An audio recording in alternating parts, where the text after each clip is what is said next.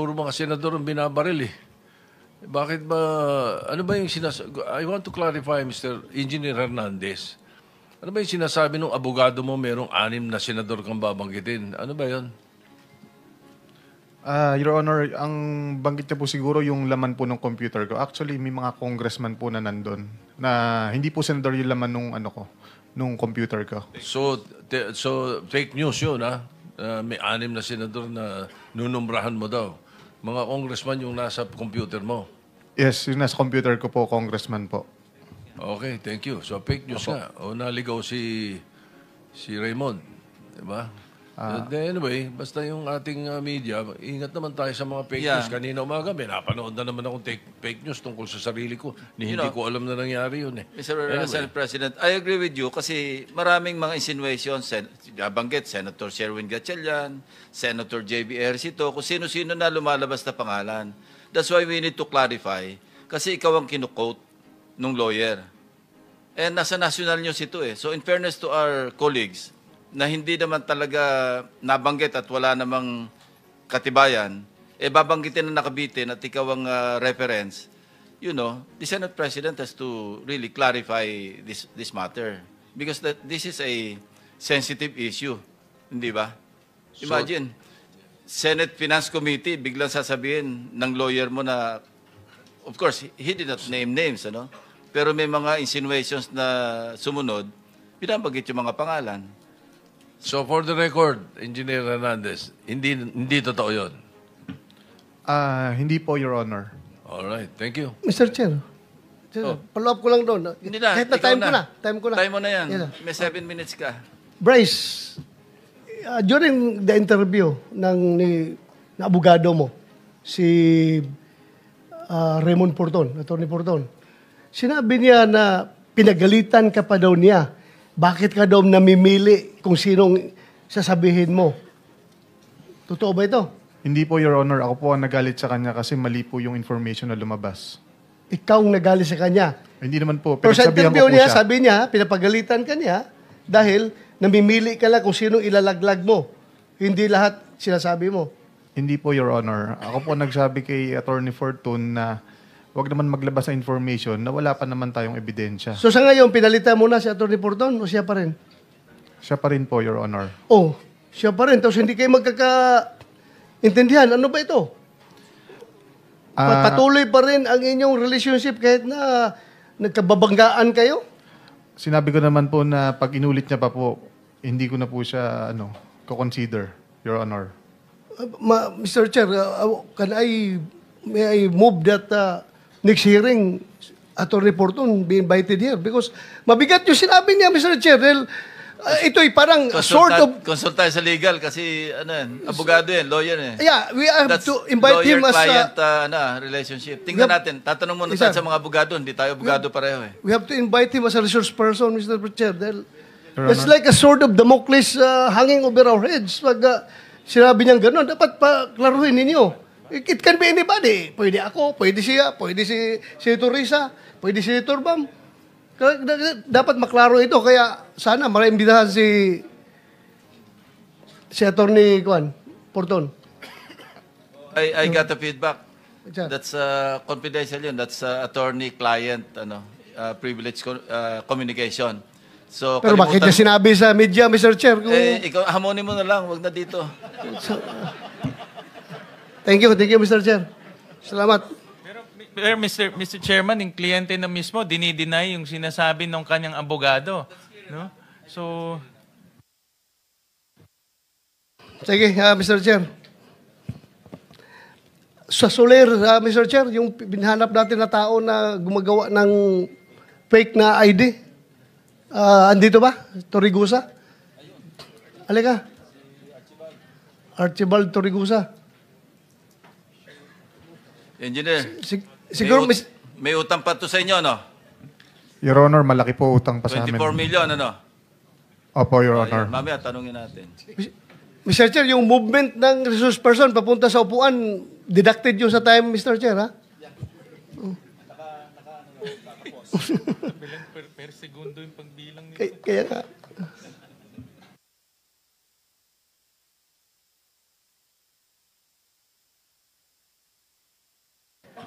Mr. Torrigosa, nakapag-oath ka na? Kanina? Opo. Ikaw ang tinuturo na gumawa ng fake na ID dito sa kay Engineer Alcantara at Engineer Bryce Hernandez. Is it true? Bago ko po sagutin, magandang araw po sa inyo, Mr. Chair. Diretso na kasi maubos yung time ko. Sagot ka kaagad. Ano po, hindi po akong gumawa or nagpagawa po ng mga Sino? IDs po nila. Ako po ang sinamahan ko lamang po sila sa membership counter upang magpagawa ng mga cards nila ng membership. Actually, Your Honor, kung mabibigyan lamang po ako ng pagkakataon, pwede po sana na kung mariretrieve po yung CCTV, nandun po yung occasion na nakapila po silang lahat, pumipirma po, at dala po yung mga So let's IDs. let's go to the point, the main point of the issue. Bakit ibang pangalan nila nakalagay sa ID? Hindi ko po alam yun, Your Honor. Eh kung sila ang tanungin ko, hindi rin daw nila alam. Kayo daw nagbigay. Alam mo, mabigat ito ha? Because kung totoong kayo ang nag-facilitate sa pag-manufacture ng fake ID para ito mga taga-DPWH kahit na illegal sila na maglaro dyan sa casino, nagiging instrumento kayo.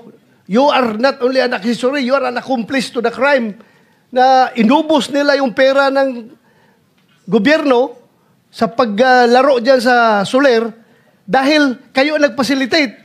At yung pag-facilitate ninyo ay talagang krimen yan. Falsification. Gumawa kayo ng ID na ibang pangalan para hindi sila matunton.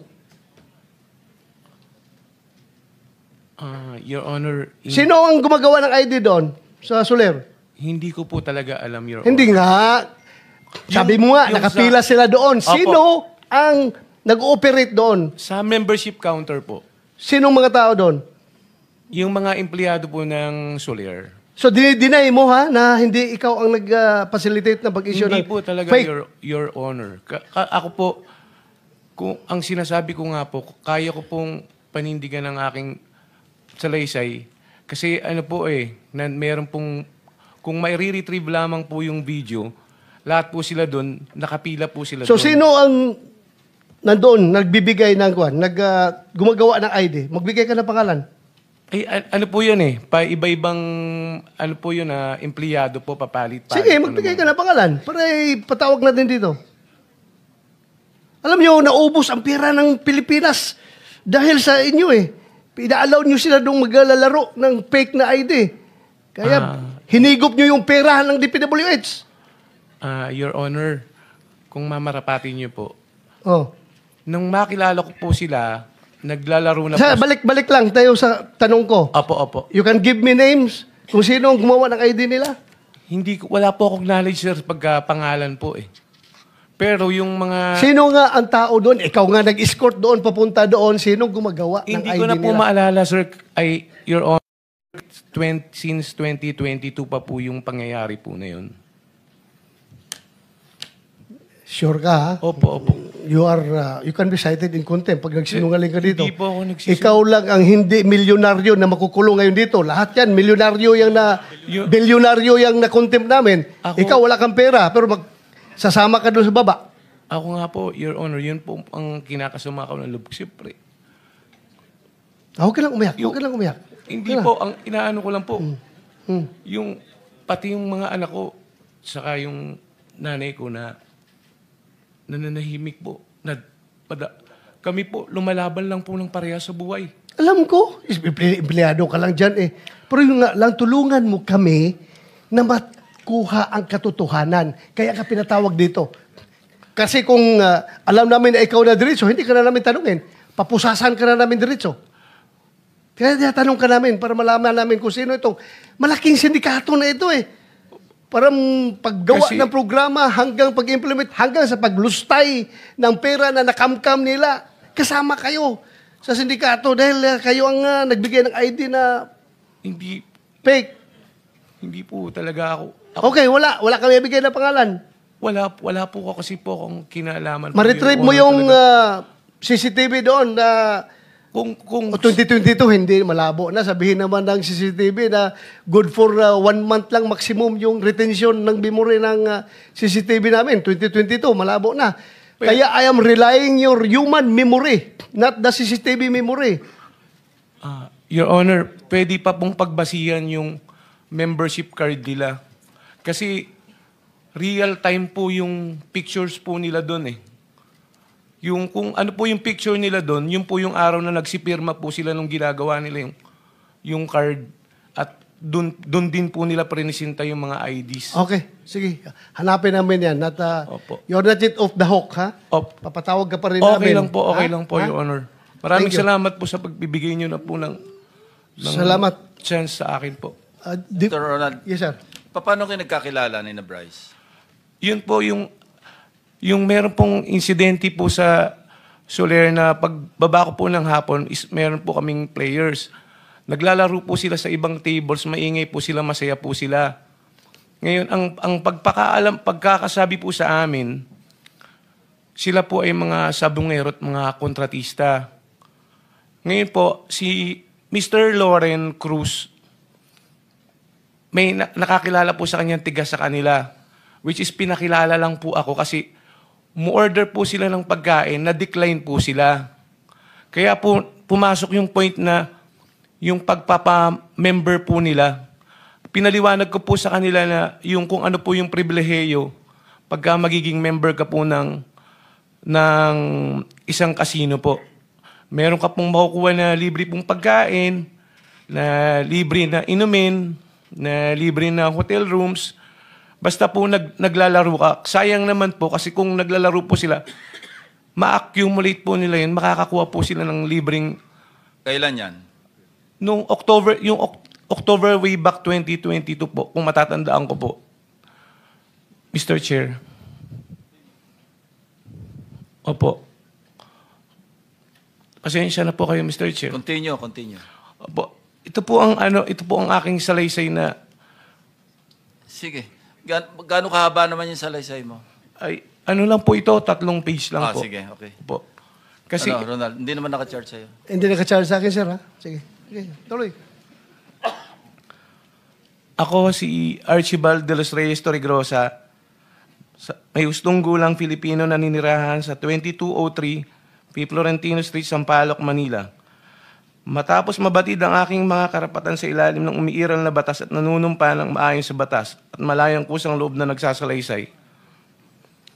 Ako po ay nagsasalaysay ng buong kusang loob upang klaruin ang aking pangalan at maglahad ng pawang katotohanan lamang base sa aking personal na kaalaman. Sabit mo na lang yan, yung may sustansya na lang pag-usapan natin. Paano kayo nagkakilala, paano umabot sa nag-apply ng membership card.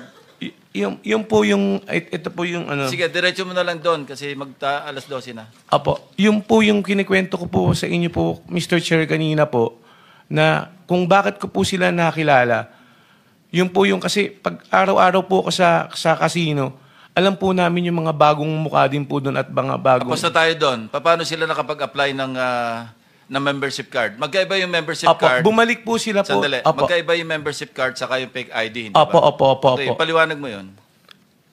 Yung membership card po, kasi para po makakuha ka ng membership card is kailangan po ng valid government-issued ID. Kailangan po yun para pagkuha niyo po ng card. Which is, pinaliwanag ko po sa kanila. Tapos, nag-decide po sila siguro after 3 to 5 days na bumalik po sila ng casino. Which is, pagdating po nila, in-inform po ako ni Mr. Loren na nandyan na po sila.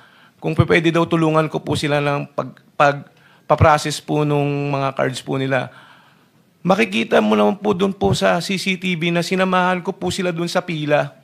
Which is yung mga bagong member din po, pumipila din po. Dala sila mga government-issued ID. Opo. Oh. Sige.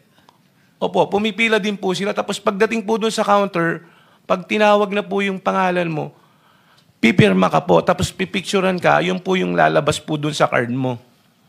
So apparently, yung mga fake ID na, yung mga fake na pangalan na, yung mga aliases na yung isinabit nila doon.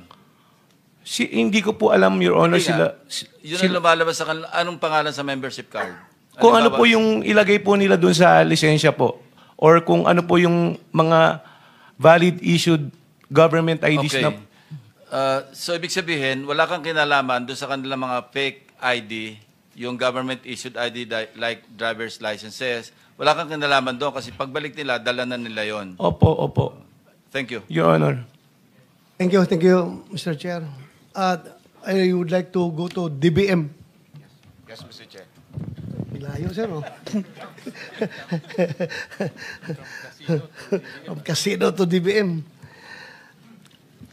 Ako'y nagtataka kung bakit ganito na lang ka powerful si Saldico na siya na ang chairman ng Appropriations Committee ng House at the same time para na rin siyang secretary ng DBM at the same time para na rin siyang secretary ng DPWH. You know why? Kasi dito sa records natin for 2024 only yung unprogrammed appropriations, particularly doon sa SAGIP, strengthening assistance for government infrastructure and social programs, 200 billion plus ang na-release ninyo and 155.8 billion ni-release nyo sa DPWH. Ang program ito Ngayon, sabi ni D. Alcantara, pupunta sa kanya si Saldico, nagsasabi na meron kaming ilalagak sa inyo na pera, na pondo, gumawa ka ng listahan. Tapos, pag gumawa na si Alcantara ng listahan, submit niya kay Saldico. So, ang tanong ngayon from Saldico, ito ba'y sinabit niya kay Secretary Bunuan or diretso na sa inyo? Bakit nakapag-release kayo ng SARO sa mga ghost projects sa Bulacan na galing sa program appropriations? Mr. Chair, Sige. we only act on requests coming from the agency, not from the Congress. So in this case, this comes from the Department of Public Works and Highways, Mr. Chair. Okay, Engineer Alcantara, sa pagkakaalam mo, pag-submit mo ng listings ng project kay Saldico, binibigay pa niya kay Secretary Bunuan para Sir, si Bunuan mag-request sa DBM? Sir, hindi ko na po alam yung after nung nagbigay po ko kay Kong Saldi. Hindi ka nagtanong? Hindi na po ako nagtanong. Basta sa kanya ko lang po pinapasa by Viber po. Okay, so assuming na ito ay sinasubmit ni Saldico to Secretary Bunuan being the head of, tama ba sabihin ko, head of procuring entity si Secretary Bunuan in this case? No, Mr. Chair, No. he is the head of the agency. Head of agency. Kasi isasubmit niya ito sa inyo in the form of agency budget. Special budget request. Ano? Special budget request, Mr. Chair. Special budget request. Isasubmit sa inyo. Ngayon, pag nag-certify ang Bureau of Treasury na mayroong available funds, magbigay ka agad kayo ng SARO para dyan. Correct? Mr. Chair, of course, based on the request, we will evaluate and then kung titignan namin, Mr. Chair, kung there's available excess revenue because an program fund could only be unlocked if there is an excess revenue certified by the Bureau of the Treasury. Correct. Oh, so kaya nga ako'y nagtataka. Imposible magawa ito lahat ni Saldico na walang kakunaybans dyan sa loob ng DBM. Mr. Chair, I don't think so Senator na mangyari Ronald, ito. Bigyan pa ng additional 1 minute or 2 minutes additional? 2 minutes, sir. 2 minutes, sige. 2 minutes. Last, 2 minutes, sige. Yes, Senator Win. Nag-interject ka naman sa akin, so ako. Kay Engineer Alcantara, pag nagsasubmit kayo ng project, meron bang flood control, feasibility study, detailed engineering, coordination to the local government, isang mahabang listahan, meron bang ganun? Wala po. Just title and amount po. Actually po, nanggagaling po sa mga sections dahil may mga identify na po kaming location, mga karuktong po ng mga nasimulan. So walang feasibility study. Meron pong bayan na meron na pong feasibility. Pero yung sinabit nyo yung mga sinasubmit nyo sa unprogram, yung mga typical lang. Title and amount lang, Your So Honor. walang feasibility study, walang detailed engineering, kasi Yes, Your buo-buo Honor. siya. Title and amount lang. Yun nga sinasabi namin, Yusek Toledo, these are not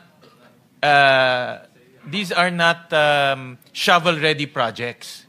Bakit nalabas yung pondo kung hindi siyang shovel-ready projects? Yan ang nanggaling na kay Engineer Alcantara. Mr. Chair, we have a certification also coming from the agency that is ready for implementation based on the forms and even the submission and even our documents will show you. At the same time, Mr. Chair, given that yung under the administrative code, sila po dapat ang may mandato to identify, plan, secure funding for programs, design, construct, or undertake pre-qualification bidding and award of contracts of public works projects. So, mean to say, sila po talaga ang napakadali lang, mag-identify, Mr. Chair. ang tanong dito, napakadali lang. Bakit ang bilis ninyo makapag-release ng SARO galing sa program funds? Yun lang ang tanong namin. Anong influence meron si Saldico sa DBM? Bakit kapag siya ang naglagak ng pera, particularly sa first district ng engineering district ng Bulacan, bilis kagad na isyuhan nyo ng SARO? Mr. Chair, we don't know what is the Congressman Saldico as far as 5.1. the influence niya sa project. Because that is already Hindi ako by nagtatanong. agency po. Hindi ako nagtatanong ng influence sa project sa inyo, Wala sa po. DBM. Wala Bakit po. approve ka agad? Mr. Chair, we only follow what is being Or prescribed by the guidelines. ganito. Baka hindi ay ikaw nilalapitan. Baka yung boss mo. We don't know that. Ha? I don't know with the chair. Ganito lang. Bakit nagwa-wonder ang Pilipino? Bakit ang bilis ninyo makapag-issue ng SARO doon sa mga unprogrammed projects na nagiging ghost projects? Itong tanong talaga eh.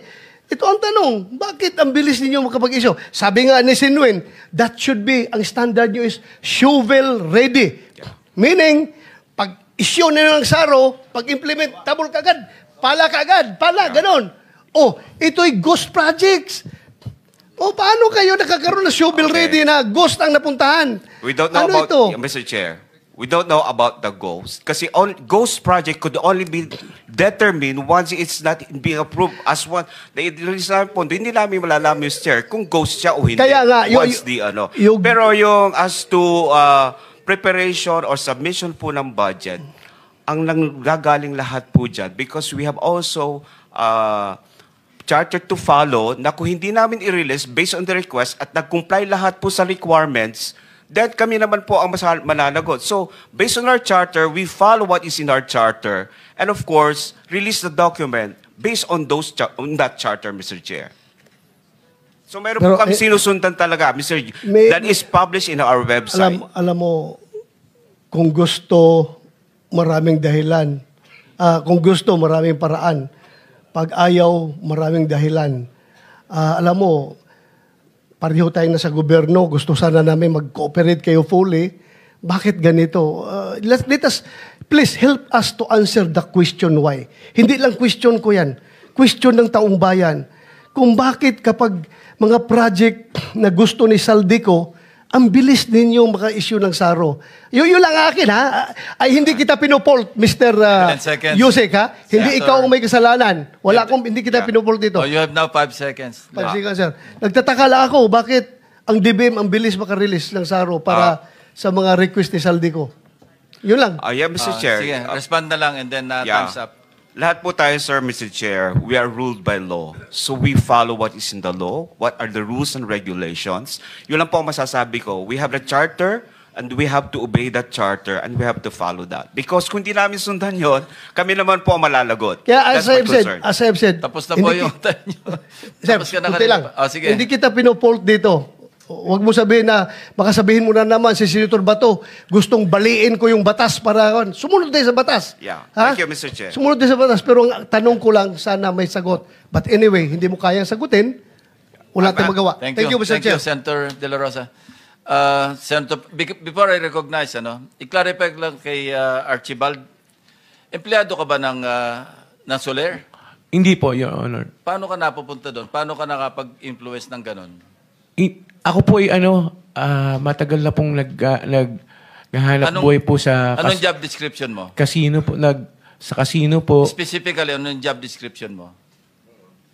Nagbabuy and sell lang po kami minsan, Your Honor. Anyway, sige, never mind. Sige, Senator Pangilinan is recognized. Thank you, Mr. Chairman. Ang una kong tanong ay sa COA. Nasaan ang COA?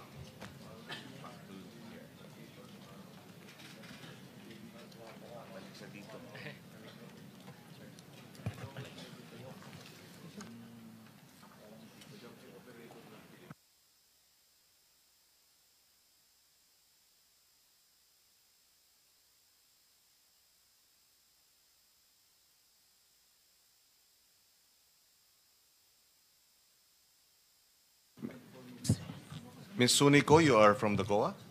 For Your Honor. Yes. Si Commissioner Lipana, is he in the Philippines? As far as we know po, sir, naka-sick leave po siya. Ang balita po namin nasa Singapore po. Okay. Is he under investigation by the COA Sir, right now after all the allegations and the revelation and the testimonies? Sir, clarify ko po kung ano pong gusto nyong sabihin sa investigation. Kasi po, sir, di ba po impeachable official po siya. Pero...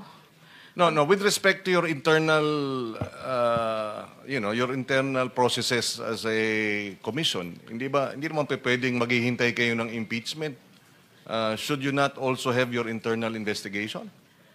Sa mga transactions po siguro, sir, nire-review na ng mga auditors, and even po doon sa na-mention po nung nakaraang hearing, sir, na meron po siyang transaction sa Bulacan, kasama po yun sa fraud audit. Pero doon po sa position niya bilang commissioner, sir, na investigation, parang hindi po saklaw ng COA po.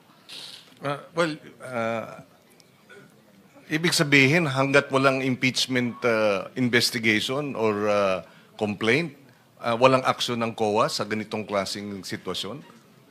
Sir, hindi ko po masasagot, sir. Kasi, sir, di ba po ang option lang it's either mag-resign po siya or ma-impeach po siya. Okay, but kung gano'n ang hihintayin natin, ibig sabihin, hanggat walang nagpa-file ng impeachment complaint, wala ring internal disciplinary processes yung COA. For example, okay, I can understand that up to a certain extent, although I disagree with it, no, na wala kayong pwedeng gawin dahil impeachable officials. But dun sa mga COA auditors na may kinalaman o na-involve or sila ang nag-audit nitong mga ghost projects, meron ba kayong ginagawa tungkol doon? Kasama po siya sa fraud audit, sir. Kasama po siya sa objective ng fraud audit team kung involved po yung mga auditors natin. And then eventually kung ma-prove po siya ng fraud audit team natin na kasama po yung mga auditors, isasubmit po yan sa internal audit affairs po namin. Yeah, but how long will that take? Kasi ang pinag-uusapan dito 2020, at least initially 2023, 2024, 2025 based dito sa Salaysay. Meron na kayong ongoing investigation ng mga auditors ninyo? In other words, meron bang nag-audit sa mga auditor? Meron po, sir. Opo, meron po. Okay, kasi nga yung gusto nating malaman kung totoo ba yung biro na commission o audit. Ibig sabihin, bigyan nyo kami ng komisyon at kung walang komisyon, bibigyan namin kayo ng audit. Kasi hindi natin alam paano nakalampas lahat itong mga substandard, etc. ng ilang taon. No?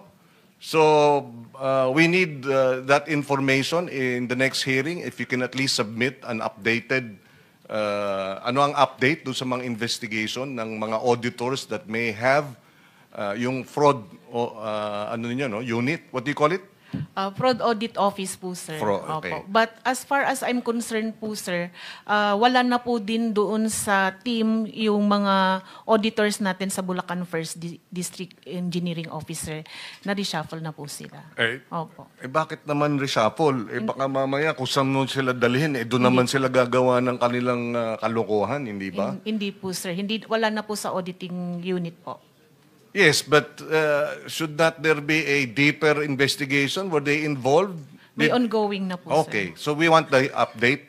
If it's meant to be confidential, then we will keep it strictly confidential. But the committee I would be interested, and I'm sure the committee would be interested to know what you're doing. Opo, sir. Okay, Opo. thank you. Thank you. And sa usapin ni Commissioner Lipana, mabalik lang tayo. Meron akong kontrata dito, contract of agreement, no? Department of Public Works, no? Involving Convergence and Special Report Program, Olympus Mining and Builders. Siguro, Mr. Chairman, I will turn this over to the committee because interesting enough, ang asawa ni Mr. Commissioner Lipana, ang ginagamit niya doon sa kontrata is her maiden name. Olympus Mining and Builders Group Philippines, represented by Marilu G. Laurio. So mukhang merong concealment, no? Dahil alam niyang asawa siya ng isang commissioner, hindi siya pwedeng kumontrata dahil may conflict of interest. So dito nakalagay Marilu G. Laurio and she signed it, no? Pinirmahan niya. Authorized Managing Officer. Ganun din sa, Olympus Mining, Marilu Laurio, name and signature of contractor's representative. No? So maybe we should also invite Miss, what is her name? Laurio or Lipana, also known as, to the committee for the next hearing, so that she can shed light as to these contracts, Mr. Chairman. Now, puntahan natin si Sims Construction, Sally. Sabi mo, ikaw ay nagwi-withdraw sa Malolos, Bulacan, Land Bank. Yes, Your Honor. Magkano wini-withdraw mo? Kasi, Your Honor, hindi na, halimbawa 457, kung ano lang po yung available that day, hati-hatiin po yun. Magkano nga yung isang transaksyon? 50 million? 10 million, 100 million. Cash. Wini-withdraw mo ng cash. Yes, Your Honor. Ano po may withdrawal po 457 457 million. Pumayag yung bank manager sa 457 million cash. Wala kayong cheque? Checking account ba yun? Cash po yun, Your Honor. Na-request ko po. Paano pumayag yung bank manager na i-release yung 457 million cash? Ano naman po, sa land bank naman po yun at Your Honor. So land bank, bank manager. yes po. Also, Lilibeth Lim. Malolos Highway po. Andito pala. Is she from the land bank? Malolos branch. Ma'am, can you join us? So, may arrangement ba kayo, Sally, sa bangko para pumayag sila ng may malaking transaksyon na gano'n na ilalabas? Hindi po, Please come forward, ma'am. Yun sa land bank. Your Honor, papaalam naman po ako sa kanila. Bawa na po, may withdrawal po akong ganon. So, hindi naman po agad-agad yun ibibigay. May mga araw po yun na sasabihin na kasi kinukuha pa daw po nila sa ibang... Kaya nga. Opo. Pero pangkaraniwan, yun yung pinakamalaki. 457 million isang araw. Teka po. I-recall ko lang po ulit sa... O ano ang pangkaraniwan? Tanong ko po sa abogado. 50, 70 million? Mga minsan po kasi kalahati, minsan 200. Million? Opo. Minsan po 150. Depende po sa ano po, kung ano po yung... Kay Mr. Diskaya, ganun din ba? Meron kayong account sa land bank?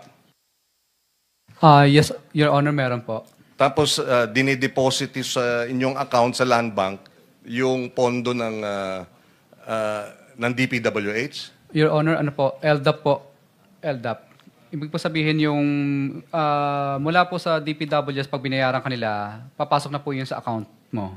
Sa land bank? Opo, nasayo na po yun kung gusto mong i-withdraw or panatilihin na po muna doon. So, kayo may checking account kayo o nagwi-withdraw din kayo ng cash? Pag kailangan pong bumili ng mga materyales na cash para po mas makamura, doon lang po kami nagwi-withdraw ng cash. Pero umaabot sa 100 billion din yung inyong account sa land bank? Tama ba yan? Depende po sa collection po na makukuha po Well, namin. yes or no? Umaabot ba ng billion ang accounts ninyo sa land bank dahil sa mga project ninyo? Hindi naman po kasi kadalasan po pinabibili din po ng materyales at saka pampasweldo. Pumapasok pa rin sa account ninyo? Yes po, Your Honor. So nagkakaroon ng reflection sa account ninyo yung pumapasok na billion-billion? Yes po, Okay, Your Honor. okay. That's all I need to know. Ma'am, practice ba yan ng bangko na magre-release ng 457 million cash? Hindi ba red flag na yan na dapat nire-report? Ang gusto natin malaman dito complicit ba ang banking system natin sa ganitong klaseng corruption? Mr. Chair, apologies po that I can...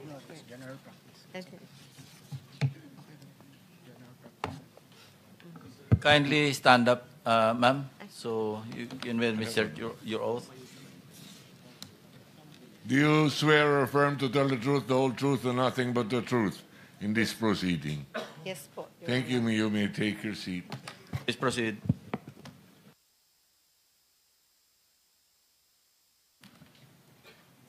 Go ahead, ma'am. Please answer the question. May I request to repeat the question if okay po? Apologies po. Yes. Mr. Chair.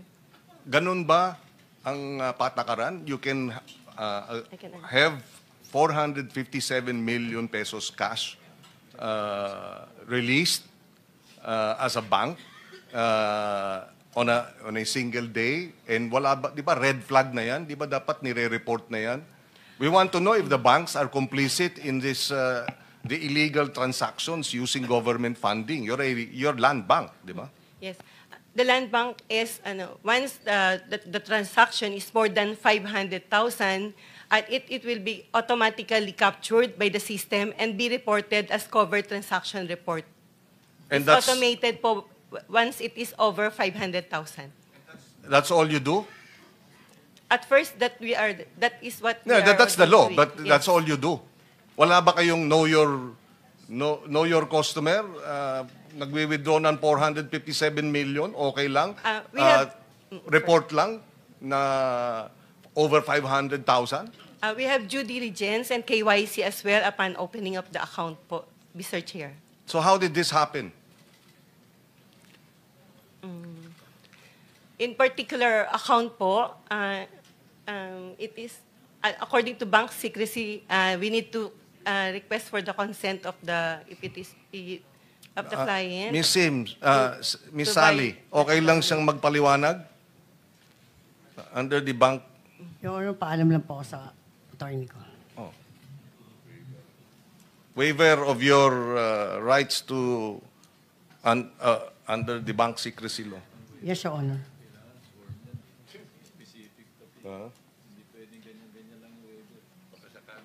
Well, anyway, so you're amenable. Go ahead, ma'am. Yes, we have a copy of the of the waiver that we can let her sign first now Okay. so that I can answer. Yes, so can you have that done?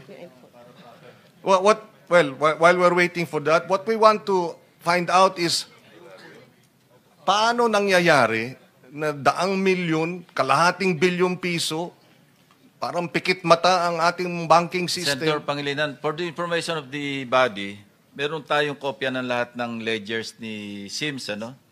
Ito, yung binabanggit yung 457 million, 2 araw po ito eh. Natik po 457 million, March 24, 2025, yung isang withdrawal, total in one day, July 3, 2025.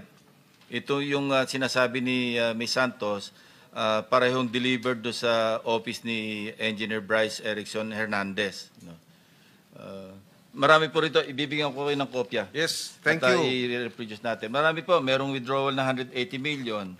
May withdrawal na 141 million. Withdrawal na 299 million. Withdrawal na 65 million. Yes. Puro isang araw ito. Tsaka puro cash. Puro cash ito. Cash. Actually. Bakit hindi cheque? O manager's check? Bakit walang patakaran ang bangko na, teka muna, kasi pag may cheque, meron ding paper trail. Kaya cash. Kaya 500 million cash sa loob ng 2 araw. Hindi napapansin ng ating government bank pa ho ito. At most likely, alam ninyong government funds yung binayad doon sa kliyente ninyo. Senator Kiko, bigyan ka namin ng additional 2 minutes. Yes, please. Okay. Thank you. Thank you. Go ahead, Ms. Lim.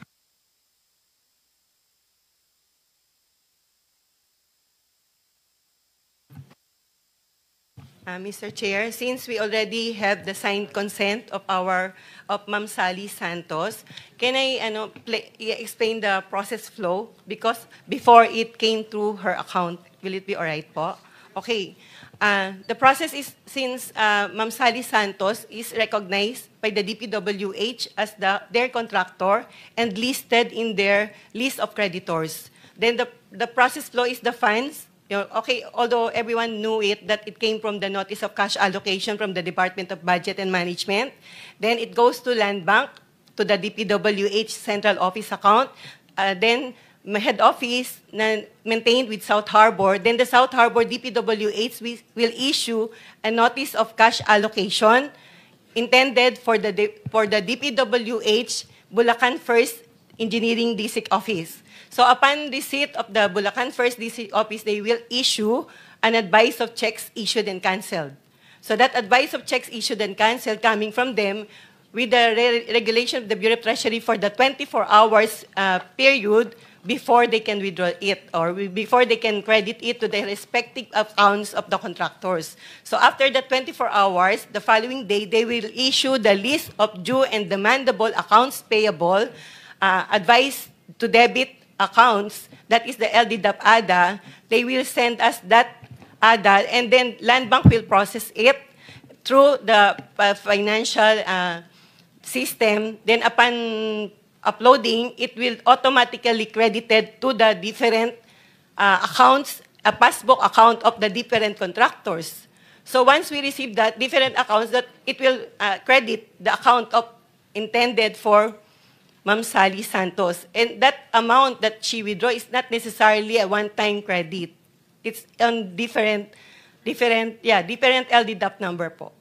So then yung sinabi nyo yung nag-pile up, that's it po. Yes, but you didn't explain, is that standard? You can withdraw 500 million pesos in 2 days? Actually, as manager, we try to market the account for as long as they did not need it right away, so they can still maintain it with Land Bank. Then that amount that it maintained for days before the account of Ma'am Sally called us and requested for a withdrawal. Yes. Then pero, upon receipt, upon knowing of her withdrawal, right away, we informed her that we need to source fund for that we cannot automatically kaya have nga that 2 fund. days. Not only 2 days, it took for that particular No, account. this transaction was 2 days. Based on the, 2 araw to put together yung 457 million. Yes, Your Honor. So hindi kayo nagtaka? Bakit cash? Bakit 457 million? At bakit 2 araw? Your Honor, hindi po ako kasi magtataka or mag-iisip ng negative since the funding is coming from the government and the DPWH and knowing it's for the project. So, hindi po ako talaga nagtaka po. Hindi ba common sense lang na 200 million cash for the project? Paano? Meron bang nagbabayad ng cash? Ano yun? Di ba dapat cheque? Actually po, yung list of creditors is a passbook account. And yun po yung nire-report po nila. Then they have their The principle behind yung 500,000 suspicious transactions is because suspicious transactions.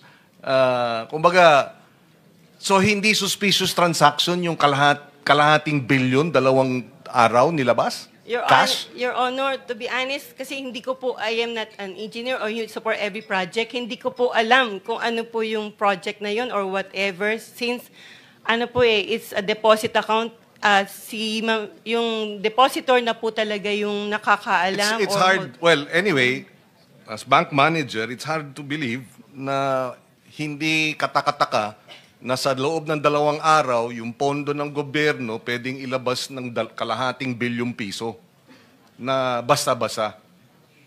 Cash. Senator Kiko, tanungin ko lang kay Ms. Sally, sino nag-i-inform sa inyo na nakapasok na yung pera? Yung bangko o sina Bryce? Si Engineer Bryce po. Sasabihan ka na nandyan na, Yes. na-credit na sa account mo Yes yung po. 457 million. Yes po. Yes po. So, sino nagbibigay sa instruction na withdraw mo? Si Engineer Bryce po. Siya rin? Yes po, Your Honor. Siya rin na magbibigay instruction na dalhin mo? Yes, Your Honor. Thank you. Ma'am, did you file a suspicious transaction report before the AMLAC? Yes po, for that particular account. Can we request for a copy? Anyway, there is already a waiver. Mr. Chair, may I be recognized? Yes. Kindly introduce yourself. Muna. Rafael Yap po of Land Bank Philippines. Yeah. We must have. May we request that he be sworn? Do you swear or affirm to tell the truth, the whole truth, and nothing but the truth in this proceeding? I do. Please proceed. Mr. Chair, we'd just like to raise that the under the AMLA, suspicious or covered transaction reports are considered confidential. So we cannot answer or divulge any such information concerning that. With the indulgence of Senator, are you saying pag ganito kalaki, hindi nyo kailangang i-report sa AMLAC? No, no, Mr. Chair. It's just that we cannot divulge to Even to AMLAC, you cannot. to it's part of the. Sorry, if with your permission, if we could. Can we talk to AMLAC with the Yes, indulgence yes, of please. AMLAC, where are you? Tama po ba yung pinagsasabi nito? Mr. Chair. Hindi nila kailangan mag-report sa inyo ganito ng transaction? Before I answer, Mr. Chair, I would like to manifest that I have not yet sworn. Do you swear or affirm to tell the truth, the whole truth, and nothing but the truth in this proceeding? Thank you. Take your seat. Sige po, pakisagot po. Mr. Chair, may I have the question repeated?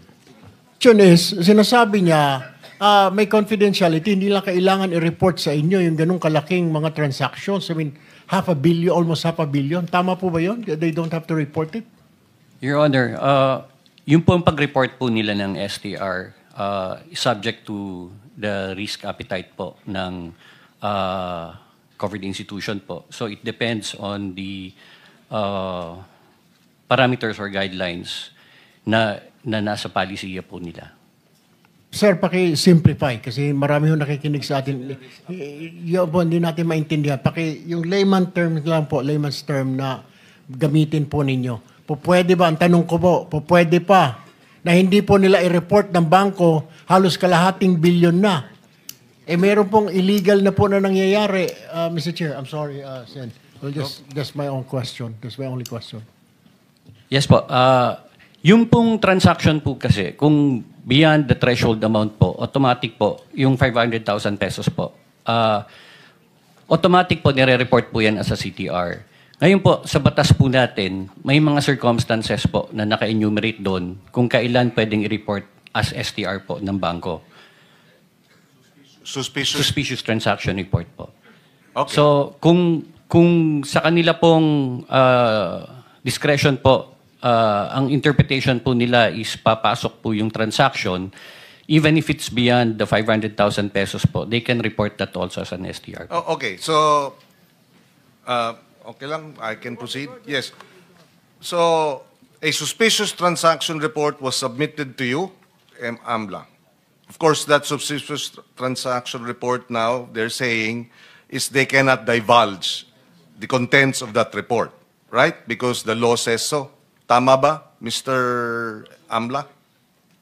Mr. Chair, for us to be able to answer it specifically, may we ask for an executive session? Your Okay, we will do that later. But anyway, because nga it's confidential.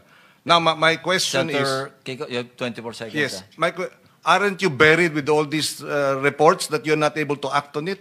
Assuming meron kayong basis to act, what do you do? 500 million, 2 days from a contractor, withdrew cash, galing sa DPWH, anong gagawin nyo? Wala. Ito po, usually, pag trigger for investigation po, we are able to conduct a backtracking of the transactions, Your Honor. Yes, and then what? If it is related to an investigation of an unlawful activity, Your Honor, we make use of it as part of our case build-up. But you can't freeze it there and then? Hindi po, Mr. Chair. Chair, isang Thank you, interjection Senator lang, Chair, Kiko. kung isa lang. So kulang ang batas. You're saying kulang ang ngipin ng anti-money laundering law in this regard? Just the last question. Because kung ganon, ayusin natin yung anti-money laundering law. Pagka may ganyang mga sitwasyon, dapat proactive yung bangko. Sila mismo tatawag sa inyo, hindi lang magpa-file ng report. May problema po rito, kayo na po ang gumawa ng aksyon. Di ba? If you're given that opportunity, would you avail of it, given that the law provides for that? Of course you would, right? Ma'am, DB... You may answer. Thank you very much, Senator Kiko. Your Honor, at Landmark, we have the authority, the department who's handling that particular transaction po. Kulang Thank you. ang batas. Thank you, Senator Pangilinan. Senator Erwin, but there's an interjection from Senator Marcoleta. Salamat, Mr. Chair. Nalito lang po kasi ako dahil nga tama naman po yung tinatanong ni Senator Kiko. Mahigit pong halos kalahating bilyon, wala pong plug. Kasi po, Mr. Chair, ako po ay nagbebenta noon ng lettuce. So, sabi kasi nung bibili sa akin, pinakamadali mag-deposit, mag-ano ka na lang ng account sa bank para deposit ko na. Sabi ko, kukunti naman yan. Para madali po, sabi niya. Sinubukan ko pong mag-deposit sa Metrobank na malapit sa amin.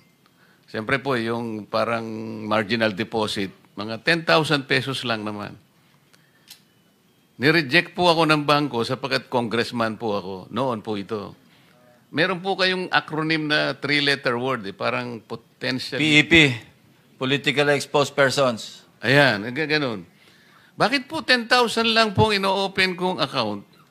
Dahil congressman ako, kinakailangan po akong imbestigahan. Ito po, halos kalating bilyon, hindi ko po maintindihan. Nasabi ko lang po, Mr. Chair. Salamat po. Thank you, Senator Erwin, and then we'll go on break. No? We'll come back at 2 p.m. So, Two questions lang po, Mr. Chair.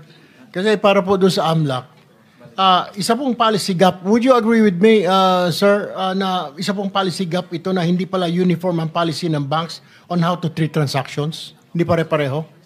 So, pag suspicious, hindi po? Parang normal yun dahil sa kuan sila? Yung circumstances, Your Honor, it is enumerated po, naka-enumerate po sa batas yan. So, ang interpretation po would be with the AML unit po nung covered person. So, kailangan pong baguhin po yan, yung policy po na yan. Kasi something's wrong. Will you agree? Kasi nagagamit po eh. Never mind po, sagutin niyo lang po yan mamaya-maya po. Dito po na tayo kay Sir Orly Regala Gutesa. Sir Orly, itong katabi mo, mga driver ito si Balatbat, si Santiago, nagdi-deliver. Itong si Balatbat, nakapag-deliver na raw kay Saldi ko. Nakita mo ba ito? Magkakilala ba kayo niyan? No, Your Honor. Hindi pa kayo nakakilala niyan? Yes, Your Honor. Mr. Balatbat, hindi mo na mamumukaan si Sir Orly, security po ni Saldi ko? Hindi po, Your Honor. Hindi mo rin kilala? Hindi po. Alright. Sir, I have, Mr. Chair, with your indulgence, I just have two quick questions. Anong trabaho ninyo, sir? Security?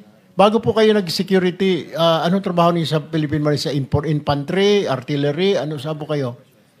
Dati po sa intelligence po ako sa Marine Corps. Intelligence. Tapos diretso na po kay Saldico o meron pa kayong VIP muna na daanan? Dati po galing ako sa Coca-Cola. Naging consultant po ako sa Coca-Cola. Tapos po, kay Saldico na? Opo. Nag-resign po ako sa Coca-Cola. Di napunta po ako sa kay Saldico, sir. Kay Saldico na po. Yun po yung unang politiko ninyo? Yes, Your Honor. Alright. Sir, tanong ko lamang po. Okay. Mabigat po yung inyong nag-deliver po kayo kay Speaker Martin Romualdez. Could you name kung sino po mag-deliver? Siyempre po, kailangan nyo i-confirm na na-deliver na po, boss, yung pera. Siyempre, i-confirm mo kay Saldico, na-deliver na po sa bahay ni Speaker. Sino po mga dinideliveran nyo? Alam nyo ba ang pangalan? Sa dami po ng pera na yon. Sa pagkakaalam ko po, wala po kaming direct contact doon sa receiver. Kasi ang may direct lang contact doon, Your Honor, is si Paul or kaya si Mark. Si Paul or si Mark? Yes, Your Honor. Kasama ninyo, si Paul or si Mark, mag-deliver ng pera? Yes, Your Honor. Kay Speaker? Yes, Your Saan Honor. bahay po ito? Doon sa 42 Forbes, Your Honor. 42 Forbes. Okay. Alright. Ilang beses po kayo mag-deliver doon sa 42 Forbes na sinasabi ninyo? Bakit po nilaman na bahay po ni Speaker yun? Sino po nagsabi? Based doon po sa pa-deliver ng i-deliver sa bahay ni Speaker. Sino nakakaalam? Si Paul at saka si Mark? Yes, Your Honor. So, dinadala po kayo doon sa bahay ni Speaker? Yes, Your Honor. Ilang beses po kayo nag-deliver ng pera po doon?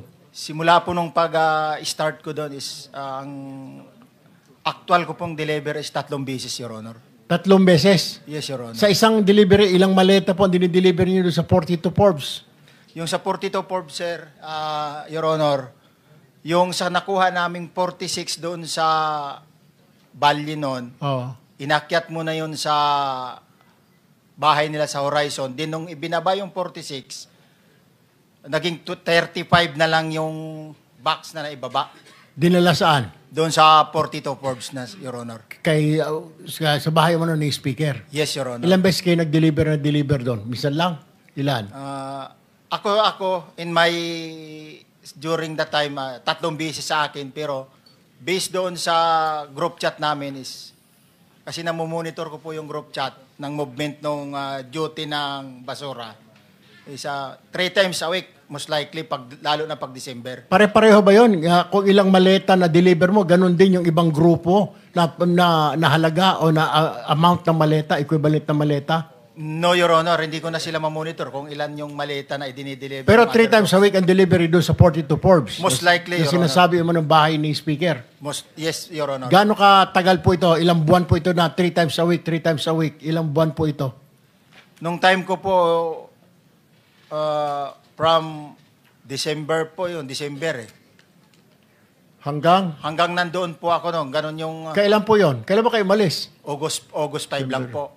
January, February, March, April, May, June, July, August. 8 buwan. Hindi po ako sure sa kung yung mga other month is... Pero 3 times a week, ha? Yes, Your Honor. 3 times a week, okay. Mr. Chair, my last question now with Engineer Bryce. Engineer Bryce, may pinag-ngangalandakan si Attorney Porto na maraming senador ang sasabit dito. Pero ngayon, hindi mo pinapatutuan. Does this mean na fake news po yung sinabi? Mukhang fake news ang binigay ni Attorney Porto ng iyong attorney sa media. Kasi sabi niya po, 6 daw eh. Marami pang mga senador. Misunderstanding po yun, Your Honor, kasi dun nga po sa computer ko, congressman po yun nandun. Congressman, hindi senador. Opo, So, Your Honor. sinasabi mo ngayon, hindi naman yung 6 na puro mga senador yon. Hindi po totoo, Your So, Honor. fake news po yon. Kaya mag-usap po kayong attorney, mamaya po ako mag-usap kayo. Sabi Yes, mo, ayusin yes po. Kasi hindi po maganda tignan at hindi rin maganda pakinggan na 6. Ang mga tao ngayon nagtatanong, sino ba yung 6 na yan? Sino ba yung mga kulang pa na yan? And I think that is unfair. Can you please inform your lawyer? Ano po? Nalinawin niya po kung congressman, di congressman po. Ano po? Kung meron siyang alam. Doon pa sa computer mo, mabilisan na lamang po. Nabanggit po ba ang Speaker Romualdez doon at saka Saldico? Kung Zaldi ba meron? Kung Saldi sa computer mo. Wala pong nabanggit doon na Speaker Romualdez. Wala po, Your Honor. Mr. Chair, that's all for now. I'll reserve some of my questions later. Thank you, Senate Mr. President. Chairman. Mr. Chairman, just one question to Mr. Gutesa. Kasi parang nalito lang na kami na konti doon sa kwento mo. Can you give the details nung sinasabi mong delivery between Eric Yap and Saldico. Sino nag-deliver sa kung kanino sa kwento mo? Nung part of December, sir, ng 2024, doon ko po na aktuhan si Congressman Yap na siya mismo ang nag-deliver doon sa Valley Verde 6 ng 46 na maleta na naglalaman ng yung level kasi ng maleta may nakalagay na post 8, may nakasulat na 48 siya eh. Pagkatapos nung binuhat na namin yung maleta na yon, inilagay doon sa bahay, binubuksan ni Paul yun, saka binibilang. Kaya na-notice ko na... Okay. Sabi mo galing kay Eric Yap? Yes, Your Honor. From one congressman to another. Saan nyo kinuha kay Eric Yap yung 46 na maleta? Dineliver lang niya po, sagkita lang po kami doon sa sa Valley Verde 6. Dinala niya lang yung mga maleta na yun doon sa Valley Verde 6 during the time.